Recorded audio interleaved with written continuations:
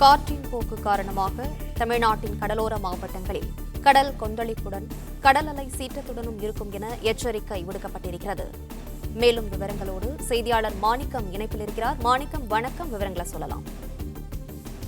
தமிழ்நாட்டின் கடலோர பகுதிகளில் இன்றும் நாளையும் கடல் கொந்தளிப்புடனும் கடலுடைய அலைகள் சீற்றத்துடனும் காணப்படுவதற்கான வாய்ப்பு இருப்பதனால அந்த பகுதிகளில் இருக்கக்கூடிய மீனவர்களுக்கும் அதே போன்று கடலோர பகுதியில் இருப்பதற்குமான எச்சரிக்கையை இன்கோய்ஸ் என சொல்லக்கூடிய இந்திய கடல்சார் தகவல் அறிவிப்பு கொடுக்கக்கூடிய மையமானது எச்சரிக்கை விடுத்திருக்கிறது. குறிப்பாக இன்று காற்றினுடைய போக்கின் காரணமாக கடலோர பகுதிகளில் அலையினுடைய உயரம் 1.8 மீட்டர் வரையிலும் எழும்பக்கூடிய வாய்ப்பு இருப்பதாகவும் ஒரு அலைக்கும் மற்றொரு அலைக்குமான அந்த இடைவெளி 16 நொடிகளுக்குள்ளாக இருப்பதற்கான வாய்ப்பு இருப்பதாகவும் வானிலை ஆய்வு மையத்துடைய அந்த அறிவிப்பை தொடர்ந்து இன்காய்ஸ் என்ற அறிவிப்பு நிறுவனமும் அந்த அறிவிப்பை கொடுத்து இருக்கிறது. அதே போன்று இந்த நிகழ்வை கள்ளக்கடல் என்று சொல்ல அழைக்கக்கூடிய ஒரு நிகழ்வாகவும் இது பார்க்கப்படுகிறது. குறிப்பாக இந்திய பெருங்கடல்ல தெற்கு பகுதிகளில் சில நேரங்கள் திடீரென எந்த ஒரு வானிலை முன்னறிவிப்போ அல்லது குறிப்புகளோ இல்லாம தரைமார்க்கமாக, அதாவது கடலோர பகுதியோட தரைமார்க்கமாக ஏற்படக்கூடிய பலத்த காற்றினுடைய விளைவை இந்த கள்ளக்கடல் என்ற ஒரு பதத்தில் அழைக்கப்படுகிறது.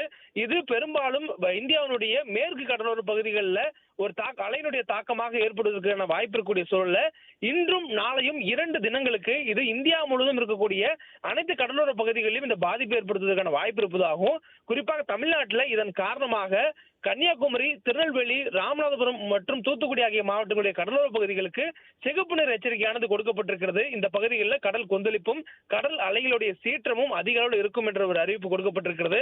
அதே போன்று சென்னை, திருவள்ளூர், செங்கல்பட்டு ஆகிய இந்த மாவட்டங்களுக்கு ஆரஞ்சு நிற எச்சரிக்கையானது கொடுக்கப்பட்டிருக்கிறது.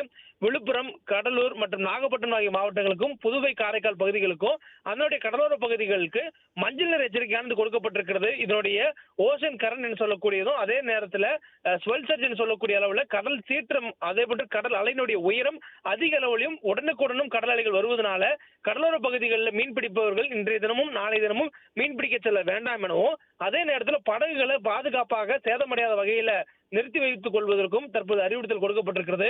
அதே போன்று கடலோர பகுதிகளில் இன்றைய தினம் குளிப்பதற்கோ அல்லது பொழுதுகளை கழிப்பதற்கோ செல்ல வேண்டாம் என்ற ஒரு அறிவுறுத்தலும் பொதுமக்களுக்கு இன்காய்ஸ் நிறுவனம் மூலமாக கொடுக்கப்பட்டிருக்கிறது. அதே போன்று கடலோர பகுதிகளில் ஆற்றினுடைய முகத்துவார பகுதிகளில் கடல் நீர் உள்புகுவதற்கான வாய்ப்புகள் இருப்பதாகவும் இந்த அறிவிப்பில் கொடுக்கப்பட்டிருக்கிறது.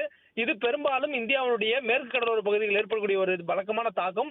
ஆனால் இந்த முறை இது கிழக்கு கடற்கரையாக இருக்கக்கூடிய தமிழ்நாட்டின் கடலோர பகுதிகளிலும் இதனுடைய தாக்கம் இருக்கும் எனவும், குறிப்பாக தென் மாவட்டங்களுடைய கடலோர பகுதியான கன்னியாகுமரி, திருநெல்வேலி, ராமநாதபுரம் மற்றும் தூத்துக்குடி ஆகிய இந்த 4 மாவட்டங்களுடைய கடலோர பகுதிகளில் கடல் அலை மற்றும் கடலுடைய அலையுடைய சீற்றம் அதிக அளவில் இருக்கும் என்ற ஒரு அறிவிப்பான தற்பொழுது இன்காய்ஸ் எனக்கூடிய இந்திய கடல்சார் தகவல் மையம் மூலமாக கொடுக்கப்பட்டிருக்கிறது.